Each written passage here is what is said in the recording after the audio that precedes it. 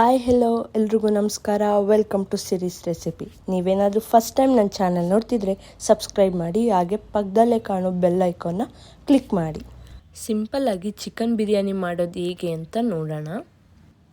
Chicken ಒಂದು ಅರ್ಧ kg, ಚಕ್ಕೆ, ಲವಂಗ, ಏಲಕ್ಕಿ, ಪಲಾವ್ ಎಲೆ, ಮರಾಠಿ ಮೊಗು, ಕಸ್ತೂರಿ ಮೇಥಿ, ಕಲ್ಲುವ್ವ, ಹಸಿಮೆಣಸಿನ್ಕಾಯಿ ಮತ್ತು ಕರಿಬೇವು, ಶುಂಠಿ ಬೆಳ್ಳುಳ್ಳಿ ಪೇಸ್ಟ್, ಈರುಳ್ಳಿ, ಟೊಮ್ಯಾಟೊ, ಅರಿಶಿನ ಪುಡಿ, ಧನಿಯಾ ಪುಡಿ, ಗರಂ ಮಸಾಲ, ಉಪ್ಪು, ಮೊಸರು, ಕೊತ್ತಂಬರಿ, ಪುದೀನ, ಸಾಂಬಾರ್ ಪುಡಿ.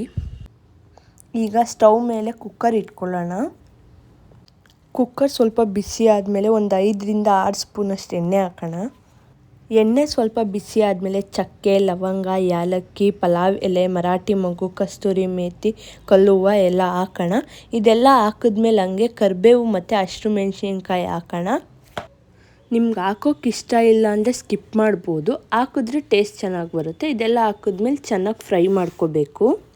ಈಗ ಈರುಳ್ಳಿ ಹಾಕಿ ಸ್ವಲ್ಪ ಫ್ರೈ ಮಾಡಬೇಕು. ನಾನು ದಪ್ಪದ 1-2 ಈರುಳ್ಳಿ ತೊಗೊಂಡಿದ್ದೀನಿ. ಈರುಳ್ಳಿ ಎಲ್ಲ ಫ್ರೈ ಆದಮೇಲೆ 1.5 ಸ್ಪೂನ್ ಅಥವಾ 2 ಸ್ಪೂನಷ್ಟು ಶುಂಠಿ ಬೆಳ್ಳುಳ್ಳಿ ಪೇಸ್ಟ್ ಹಾಕಬೇಕು. ಶುಂಠಿ ಬೆಳ್ಳುಳ್ಳಿ ಪೇಸ್ಟಲ್ಲಿ ಹಸಿ ವಾಸನೆ ಹೋಗೋವರೆಗೂ ಫ್ರೈ ಮಾಡಬೇಕು. ಈಗ ಟೊಮೆಟೊ ಆ್ಯಡ್ ಮಾಡ್ಕೋತಾ ಇದ್ದೀನಿ, ದಪ್ಪದ 2. ಟೊಮೆಟೊಲಿರೋ ನೀರಿನಂಶ ಹೋಗೋವರೆಗೂ ನಾವು ಫ್ರೈ ಮಾಡ್ಕೋಬೇಕು. ಈಗ ಚಿಕನ್ ಹಾಕೋತಿದ್ದೀನಿ. ನಾನು ಚಿಕನ್ಗೆ ಯಾವುದೇ ರೀತಿ ಮಸಾಲ ಹಾಕಿ ಮಿಕ್ಸ್ ಮಾಡಿಲ್ಲ, ಜಸ್ಟ್ ಚಿಕನ್ನ ತೊಳೆದಿಟ್ಕೊಂಡಿದ್ದೀನಿ ಅಷ್ಟೇ.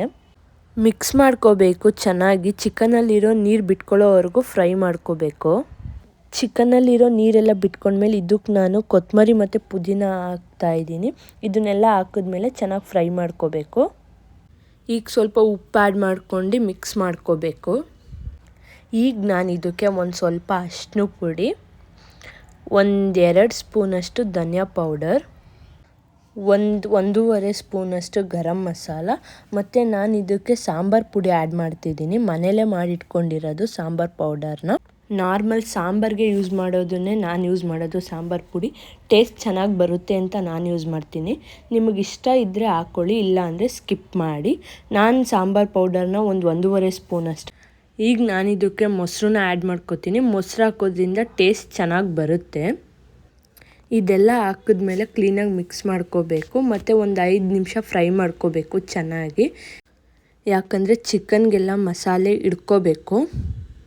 ಈಗ ನಾನು ಇದಕ್ಕೆ ಅಕ್ಕಿ ಹಾಕ್ಕೋತೀನಿ. ಅಕ್ಕಿ ಹಾಕ್ಕೊಂಡ್ಮೇಲೆ ನಾನು ಇದನ್ನೆಲ್ಲ ಕ್ಲೀನಾಗಿ ಮಿಕ್ಸ್ ಮಾಡ್ಕೋತೀನಿ, ಯಾಕಂದರೆ ಅಕ್ಕಿಗೆಲ್ಲ ಮಸಾಲೆ ಹಿಡ್ಕೊಳ್ಳಿ ಅಂತ.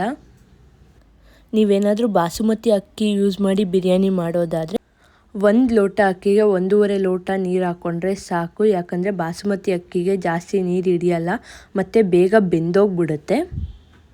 ನಾನು 2 ಲೋಟ ಅಕ್ಕಿಗೆ 4 ಲೋಟದಷ್ಟು ನೀರು ಹಾಕೋತೀನಿ. ನೀರೆಲ್ಲ ಹಾಕಿದ್ಮೇಲೆ ನೀರು ಕುದಿ ಬರೋವರೆಗೂ ಕಾಯಬೇಕು, ಯಾಕಂದರೆ ಆಗಲೇ ನಮಗೆ ಗೊತ್ತಾಗೋದು ಉಪ್ಪು ಖಾರ ಎಲ್ಲ ಹಿಡ್ದಿದೆಯಾ ಅಂತ. ಮತ್ತು ಉಪ್ಪು ಖಾರ ಎಲ್ಲ ಚೆಕ್ ಮಾಡಿ ಕುಕ್ಕರ್ನ ಕ್ಲೋಸ್ ಮಾಡ್ಕೋಬೇಕು. ಈಗ ನಾವು ಕೂಗಿಸ್ಕೋಬೇಕು 2 ವಿಷಿಲು. ಕೂಗಾದಮೇಲೆ ಪ್ರೆಷರ್ ಎಲ್ಲ ಕಡಿಮೆ ಆದಮೇಲೆ ಕುಕ್ಕರ್ನ ಓಪನ್ ಮಾಡಬೇಕು. ಈಗ ಬೇಕಾದರೆ ನೀವು 1-2 ಸ್ಪೂನ್ ತುಪ್ಪ, ಒಂದು ಅರ್ಧ ನಿಂಬೆಹಣ್ಣು ಹಿಂಡ್ಕೋಬೇಕು, ಟೇಸ್ಟ್ ಚೆನ್ನಾಗಿ ಬರುತ್ತೆ.